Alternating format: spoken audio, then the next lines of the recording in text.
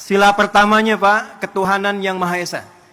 Maka kita implementasikan, kami undang juga saudara-saudari kami, yang saudara dari Kristen, yang saudara dari Hindu, saudara dari Buddha, juga yang lain-lainnya supaya kita bersatu padu dalam konsep menanam ini secara universal, dalam nilai keislaman.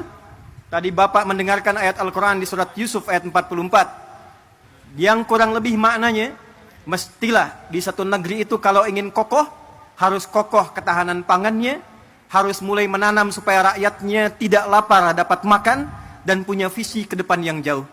Maka kami berkumpul, berdoa minta. Kami kumpulkan ahli Quran yang orang Islam. Hari Minggu kemarin kami kumpulkan lagi di Masjid Agung Sultan Mahmud Badaruddin. Maka dengan sila pertama ketuhanan yang Maha Esa. Pasal 29 ayat 1, negara berdasar atas ketuhanan yang Maha Esa. Pasal 29 ayat 2, negara menjamin kemerdekaan tiap-tiap penduduk untuk memeluk agamanya masing-masing dan beribadah menurut agama dan kepercayaannya itu. Pembukaan preambul Undang-Undang Dasar 1945 atas berkat rahmat Allah yang Maha Kuasa dan dengan didorongkan oleh keinginan luhur. Pupuknya Pamintan pupuk biasa. Olahannya tanah biasa. Tapi langit yang biru, warna biru kesukaan Presiden, karpetnya merah, bajunya putih, dimulai dengan merah putih, melahirkan langit yang biru, menghadirkan tanaman tanah terolah dengan tumbuhan yang hijau dan membumi. Pak, 3 bulan Pak, alhamdulillah, padi tumbuh, singkong berbuah manis, kemudian juga jagung berbuah manis. Tapi tidak cukup dengan itu. Kalau cuma tanam singkong, tanam jagung, tanam padi, semua orang bisa melakukan dengan lahan yang luas. Maka yang kedua, kita hadirkan novelty, kebaruan-kebaruannya. Yang dilakukan untuk memenuhi rasa keadilan, dilakukan dengan adab sehingga menimbulkan nilai kemanusiaan yang baik. Maka Pak Presiden izin, ini ada program Si Opung, solusi olah padi terapung. Maka ini kami hadirkan contoh Pak, dalam 3 bulan ini sudah bisa dipanen insya Allah. Jadi kalau nanti yang tidak punya lahan, yang tidak punya area yang luas, insya Allah di sampingnya bisa dibuat yang punya kolam, di atasnya padi, di bawahnya ikan. Kalau ada pesantren-pesantren punya empang, atasnya padi, lahannya bisa ikan, program MBG bahkan bisa disupport dari ketahanan pangan yang kita buat inovasinya. Jadi kalau di sana makan bergizi gratis MBG, di sini MBG menanam bersama Gerina. Ini padi opung. Pak Presiden, ini ada pot Pak. Ini kami riset, bukan sekedar pot biasa. Kami meriset dengan ukurannya, dengan bentuknya, bahkan dengan kemungkinan potensi gramasinya. Jika satu keluarga ada 5 orang, dia tidak punya lahan tapi ingin menanam, maka kami sudah susun sekian pot untuk padi. Supaya tidak meluas, kami buatkan kemudian sistem rak ke atasnya. Maka disimulasikan dalam 3 kali panen dalam satu musim, bila dihitung dengan ia beli secara manual, itu masih bisa menabung 100 sampai 700 ribu Pak. Apa tujuan dari semua ini? Persatuan Indonesia. Sila ketiga. Kami berharap bisa membersamai dengan riset ini. Ini bukan program untuk panen. Ini hanya meriset, melakukan pendampingan. Bila dari Kementerian Pertanian melihat ini ada potensi untuk bisa dikerjasamakan, kami mensupport dengan sepenuhnya Pak.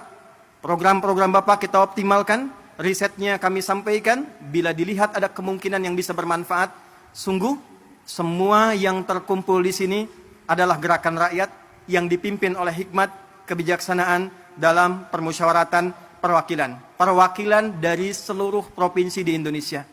Pak, di belakang kami ini ada layar. Tapi kita sedang tersambung dengan seluruh perwakilan di 38 provinsi.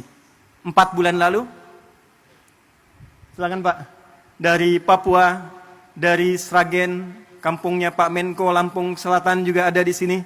Sulawesi, kampungnya Pak Amran ada di sini. Pak, 4 bulan yang lalu sudah ada yang nanam via pot samping rumahnya. Di samping masjid. Ada yang punya kebun di belakang 2 hektar dia tanam cabai Pak. Hari ini mereka bangga di hadapan presidennya, mereka siap mendukung program ketahanan pangan yang dioptimalkan nanti oleh Kementerian Pertanian. Kita bersatu padu demi kerakyatan dan menghadirkan keadilan sosial bagi seluruh rakyat Indonesia. Terakhir, Pak Presiden, sesungguhnya kami ingin meluncing ini di Februari. Datang Ramadan, datang Idul Fitri, kuasa Allah mengalihkan ke bulan April. April, Rabu hari ini, 2 hari setelah lahirnya Raden Ajeng Kartini.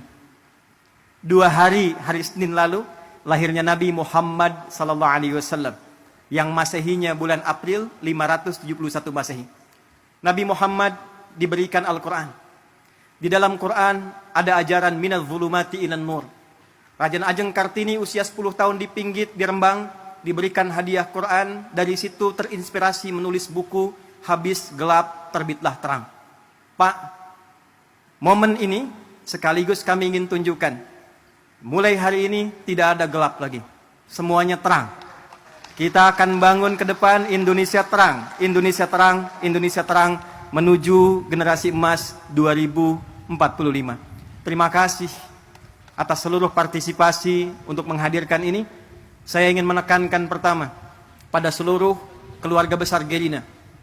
Anda, saya, kita adalah orang-orang yang digerakkan dengan hati yang paling dalam, bukan ingin bertransaksi, berniaga, mencari proyek.